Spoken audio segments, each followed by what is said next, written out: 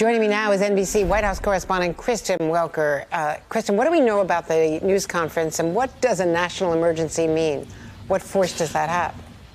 Well, Andrea, we know that President Trump at that 3 p.m. news conference, which he announced just a short time ago, is expected to announce a national emergency. That would essentially trigger the Stafford Act, which would unleash some $40 billion in funds to deal with this growing crisis. Now, this would give aid to not only those who've been impacted by the virus, but for those who are trying to fight the crisis as well. The question, though, Andrea, will he unleash that full $40 billion? Will there be a component piece to this? In addition to the president's news conference later today, of course, Andrea, all eyes are on Capitol Hill because we know that they have been negotiating a deal that would also provide aid to those who've been impacted by the virus. I am told, based on my conversations, that they are close to a deal.